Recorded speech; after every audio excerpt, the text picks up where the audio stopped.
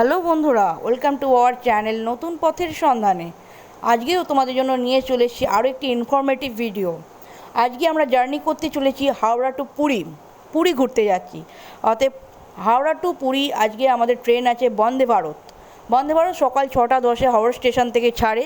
তাই আমরা মর্নিং উঠেই উবের ধরে চলে এসেছি হাওড়া স্টেশনে। তো হাওড়া স্টেশনের সকালটা খুবই সুন্দর, খুবই পরিষ্কার, মানে ফাঁকা আর কি। অন্য সময় খুব গ্যাঞ্জাম থাকে, বাট আজকে দেখছি খুব ফাঁকা। অ্যাকচুয়ালি আগের দিন রাত্রে খুব বৃষ্টি হয়েছে, সেই হিসেবে রাস্তাঘাটে একটু জল আছে। তো আজকে এই ভিডিওটাতে তোমাদের বন্দে ভারতের সমস্ত ইনফরমেশান দেওয়া থাকবে। অতএব ভিডিওটা প্রথম থেকে শেষ অবধি নিখুঁতভাবে তোমরা দেখো, কোনো জায়গায় স্কিপ না করে, কারণ ভেতরে অনেক ছোট ইনফরমেশান দেওয়া আছে। ওকে, আর যারা চ্যানেলটা নতুন দেখছো তারা অবশ্যই চ্যানেলটাকে সাবস্ক্রাইব করে দিয়ে পাশে থাকা বেল নোটিফিকেশানটাকে অন করে দাও, যাতে যখন নতুন ভিডিও ছাড়বো তার নোটিফিকেশান সবার আগে তোমাদের কাছে পৌঁছয়। আর যারা চ্যানেলটা অলরেডি সাবস্ক্রাইব করে দিয়েছে তাদেরকে অসংখ্য ধন্যবাদ। তো আমাদের বন্দে ভারত এক্সপ্রেস 21 নম্বর প্ল্যাটফর্মে দিচ্ছে, মানে 21 নম্বর প্ল্যাটফর্মে দিচ্ছে। আমাদের কাছে ইনফরমেশান এসছে, মোবাইলে নোটিফিকেশান পাঠিয়েছে, অ্যান্ড ওখানেও মাইকিং হচ্ছে। তো সেই হিসাবে আমরা 21 নম্বর প্ল্যাটফর্মের দিকে এগিয়ে যাচ্ছি। আমরা চলে এসেছি 21 নম্বর প্ল্যাটফর্মের কাছে। তো আমাদের গাড়ির নাম্বার আছে 22895। হাওড়া টু পুরী বন্দে ভারত এক্সপ্রেস লেখা আছে, তোমরা দেখতেই পাচ্ছ। অতএব অপেক্ষা করি, অলরেডি হর্ন শুনতেই পাচ্ছি এবং ভীষণ এক্সাইটেড জার্নিটা এনজয় করার জন্য আমরা।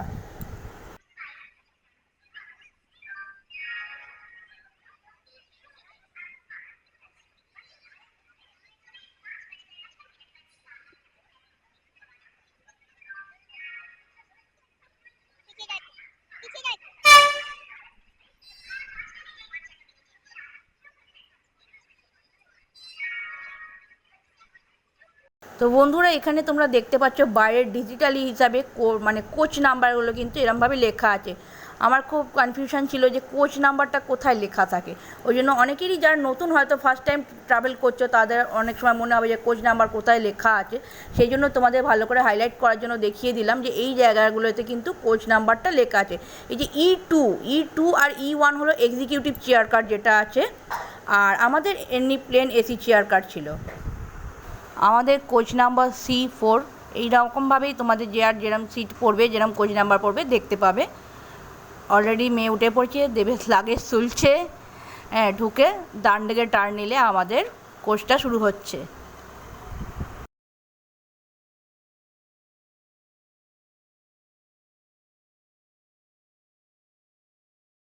বন্ধুরা, এটা আমার কোচ C4। C4-এর 7, 8, 9 আমার সিট। বন্ধুরা, যারা বন্দে ভারতে ফার্স্ট টাইম জার্নি করবে তাদের জন্য ইনফরমেশান দিয়ে দিলাম। এখান থেকে প্রেস বাটন করলে দরজাটা ওপেন হয়ে যাবে। আর এখানে পরপর সিট রয়েছে, একদিকে 2টো করে সিট, একদিকে 3টে করে সিট। আর লাগেজ রাখার যথেষ্ট বড় জায়গা রয়েছে, দেখতেই পাচ্ছ। বেশিরভাগই সব বড় ট্রলি ব্যাগ নিয়ে এসছে। সেই হিসাবে অ্যাকচুয়ালি লং ডিস্টেন্সের ট্যুরে সবাই ট্রলি ব্যাগই ইউজ করে।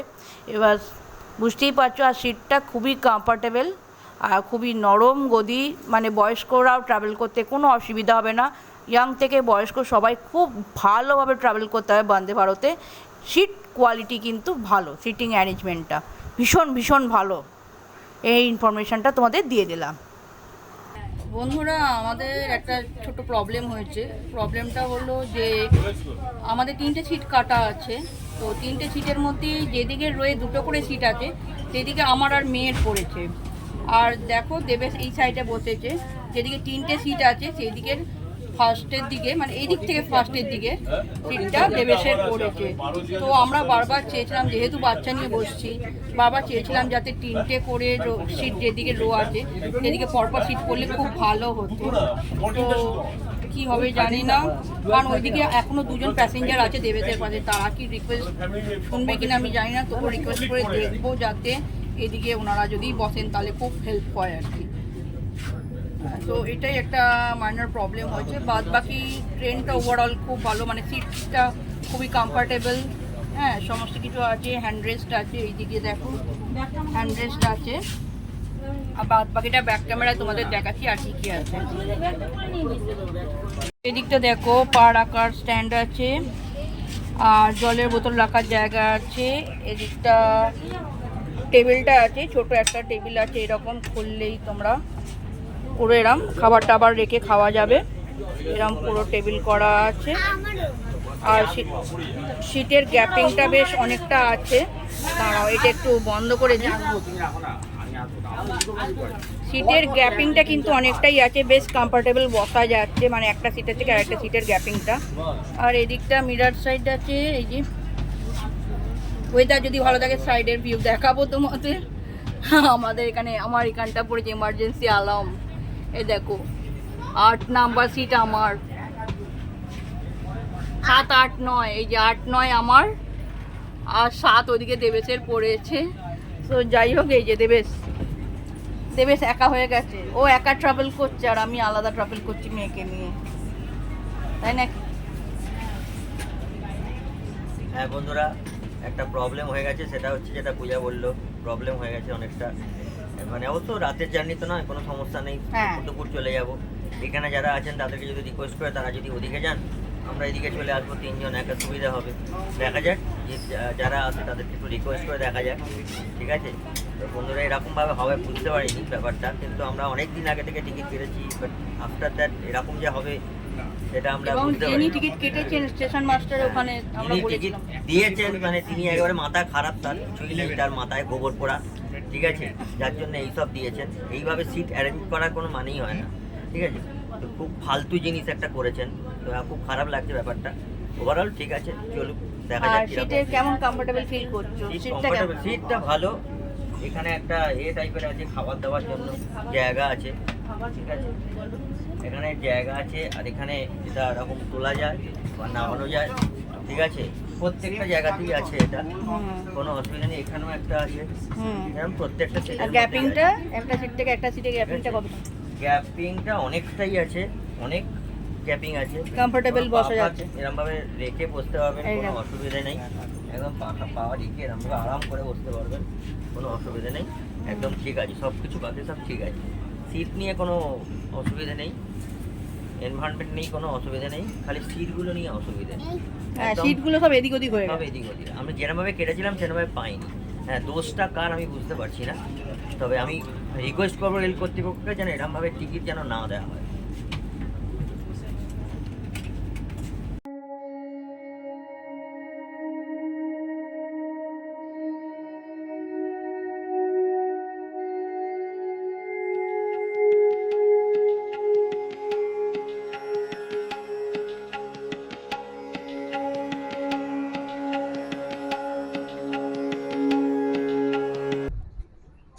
তো বন্ধুরা, আমাদের ট্রেন ছেড়ে দিয়েছে অলরেডি, আমরা এখন যাচ্ছি পুরীর দিকে। অলরেডি মানে জাস্ট ট্রেন ছেড়েছে, হ্যাঁ, একদম 6টা 10 তো 6টা 10ই, একটুখানি এদিক ওদিক হয়নি।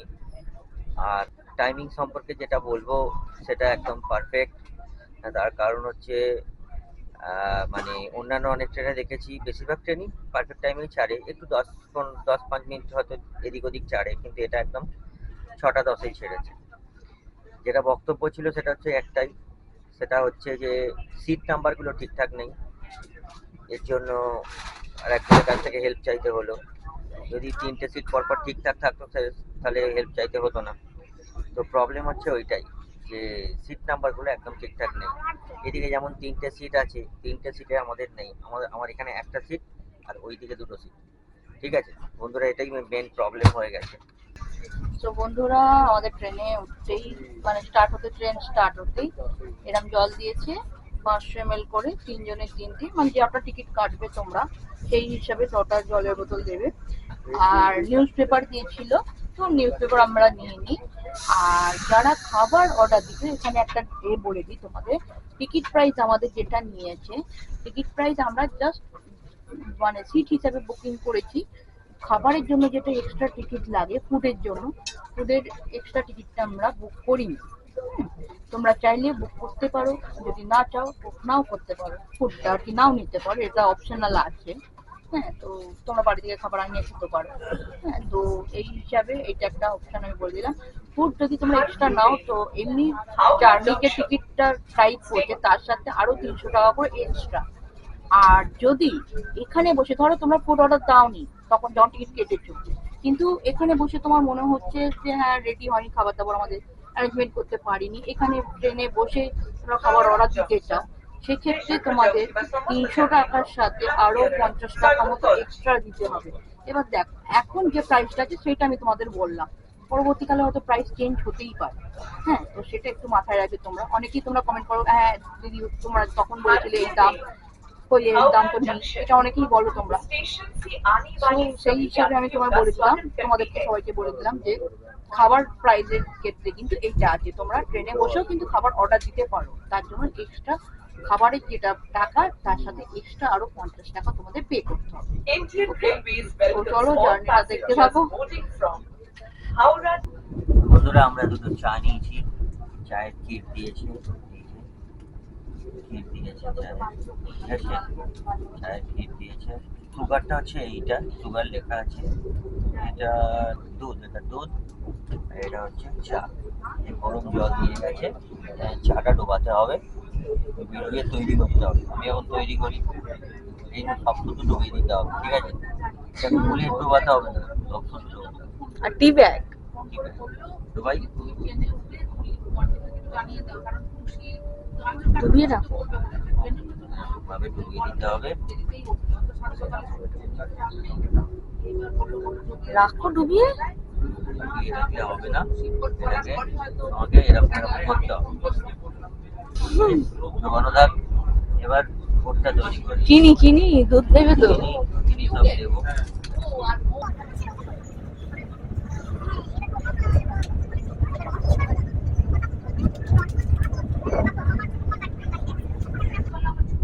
চিনি দিয়ে দিলাম, দুধ। এবার দুধ। তো বন্ধুরা তোমাদের ওয়াশরুমটা দেখিয়ে দিই কিরকম আছে ওয়াশরুমটা। তো চলো এইদিকে গিয়ে, এই ডান দিকে দাঁড়া, ডান দিকে, হ্যাঁ, এবং বাঁ দিকে দুদিকেই ওয়াশরুম আছে, ঠিক আছে, তার মনে হয় খোলা আছে। বন্ধুরা চল, বন্ধুরা এটা হচ্ছে ওয়াশরুম, এটা ওয়াশরুম বন্ধুরা, দেখতেই পাচ্ছ। এখানে একটা বেসিন রয়েছে, এরকম পুরো বেসিন রয়েছে একটা, এখানে মিরর রয়েছে আমাকে দেখা যাচ্ছে, হাই মিরর রয়েছে, এখানে ওই টয়লেট পেপারের জায়গা রয়েছে, ঠিক আছে, টয়লেট পেপারের জায়গা রয়েছে। এখানে এটা একটা নো স্মোকিং জোন এখানে দেখা যাচ্ছে, এখানে একটা এ রয়েছে, মানে গন্ধ পারফিউম টাইপের কিছু একটা রয়েছে, হ্যাঁ। আর এইখানে হচ্ছে আমাদের টয়লেট, বসে পড়েছে আমার মেয়ে, হ্যাঁ, টয়লেট করছে, ঠিক আছে। এখানে ফ্লাশ রয়েছে, এটা হচ্ছে ওয়েস্টার্ন টয়লেট। আর ঠিক বন্ধু এর উল্টো দিকে যে বাথরুমটা দেখতে পাচ্ছ, এটা হচ্ছে এমনি বাংলা টয়লেট আর কি, বাংলা পায়খানা, বাংলা পটি, ঠিক আছে। আর এটা হচ্ছে ওয়েস্টার্ন টয়লেট। বন্ধুরা আমরা ব্রেকফাস্ট বাড়ি থেকে এনেছি পরোটা আর এই যে তরকারি, এমনি প্লেন আলু চচ্চড়ি, আর এই মিষ্টি শুকনো সন্দেশ এনেছি। তো আমাদের ব্রেকফাস্ট এটা, আর তার সাথে দুলছে ওটা ট্রেন। তো চলো খেয়ে নিই, খেয়ে নিয়ে আবার পরে দেখা হচ্ছে তোমাদের সাথে।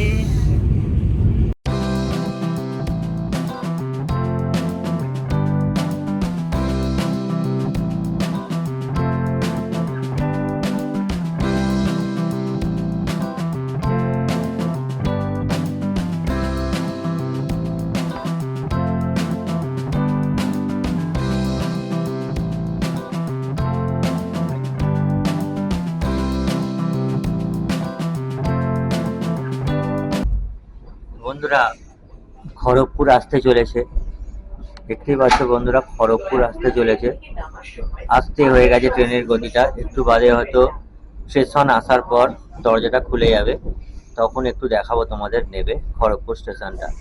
এখন খুব গতি কমে গেছে,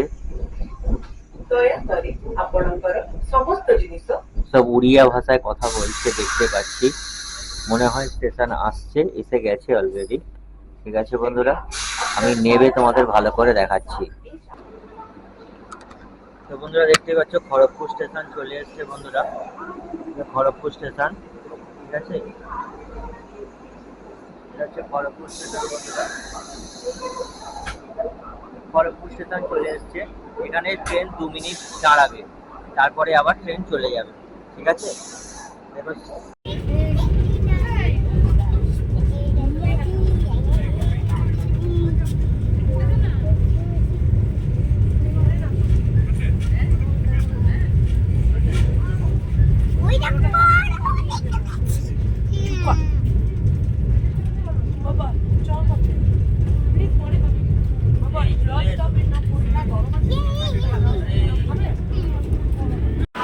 বন্ধুরা, এটা হচ্ছে ভুবনেশ্বর স্টেশন।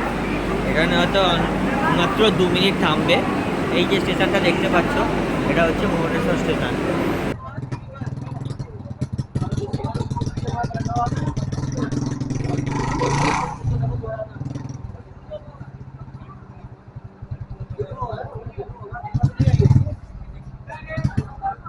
তো বন্ধুরা, আবার স্টার্ট হয়ে গেছে জার্নি।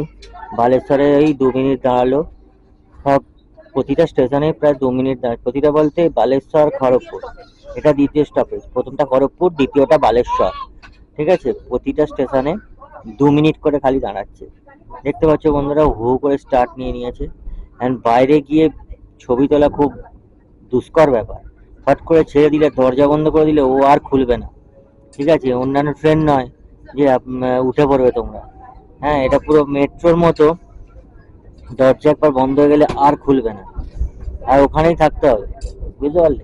সেই জন্য আমরা আর নিচে নামিনি, জাস্ট শুরু করে দিয়েছি জার্নিটা। আবার যাচ্ছে। এবার লাস্ট স্টপেজ হচ্ছে একেবারে পুরী। তাহলে আরো স্টেশন বাকি আছে, আরো কিছু স্টেশন বাকি আছে।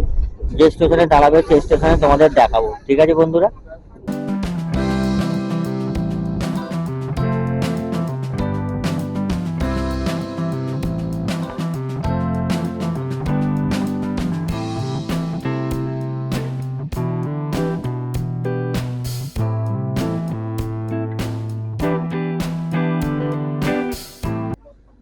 বন্ধুরা, এসে গেছে ভদ্রক স্টেশন।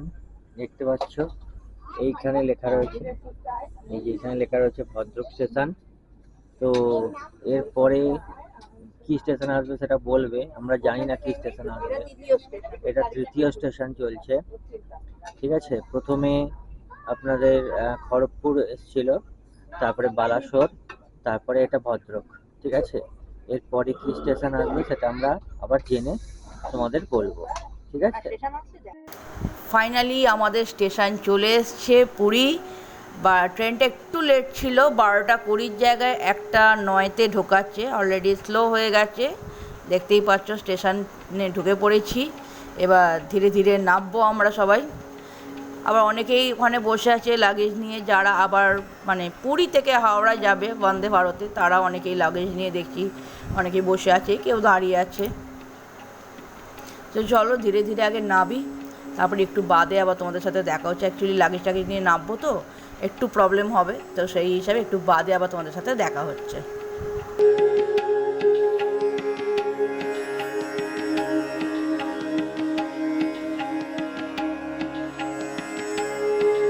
এখানে একটা ছোট্ট ইনফরমেশান তোমাদের দিয়ে রাখি। পুরী স্টেশনে একটা সুবিধা দেখলাম, প্ল্যাটফর্মগুলো পর মানে কোনো মানে ওভারব্রিজ দিয়ে উঠে আর কি যেতে হবে না তোমাদের লাগেজ নিয়ে, এবং বয়স্ক যারা ট্রাভেল করবে তাদেরও কোনো অসুবিধা হবে না।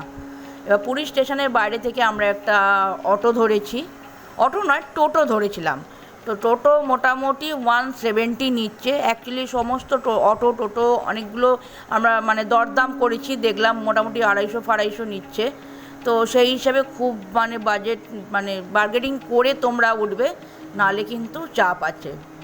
তো ফাইনালি দেখতে পাচ্ছ আমরা সমুদ্রের ধার দিয়ে যাচ্ছি। ফাইনালি পুরী বিচ চলে এসেছে চোখের সামনে, ভীষণই ভালো লাগছে। অ্যাকচুয়ালি আমার ফার্স্ট টাইম পুরী স্টেশন, এই পুরী ঘুরতে যাওয়া আর কি। তো স্বর্গদ্বারের কাছে চলে এসেছি, দেখতেই পাচ্ছ ওই চৈতন্য স্ট্যাচুর পাশ দিয়ে আমাদের হোটেলের এন্ট্রান্সটা আছে। মানে আমি যে হোটেলটা বুক করেছি, হোটেল রেনেসাস ইন, সেটা হলো এই দিকে।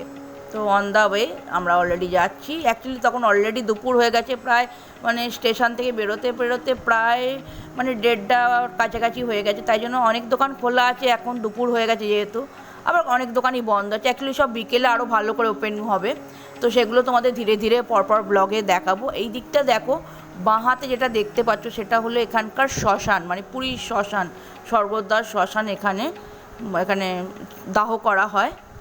তো এখান দিয়ে আমাদের রাস্তা আছে, আর একটা শর্টেজ রুটও আছে, সেটাও তোমাদের পরে দেখাবো। যারা এটা দিয়ে যেতে চাও না, অথচ বিচের দিকে যেতে চাও, তাদের জন্য রাস্তা, আমি শর্টকাট রাস্তা একটা দেখিয়েছি, সেটাও তোমাদের পরপর ব্লগ আসবে। অতএব কন্টিনিউ থাকো পরপর ব্লগ দেখার জন্য, আর এইভাবে চ্যানেলের পাশে থাকো। কোনো কোয়ারি থাকলে অবশ্যই কমেন্ট বক্সে লিখে জানিও। দেখা হচ্ছে নেক্সট পার্টে।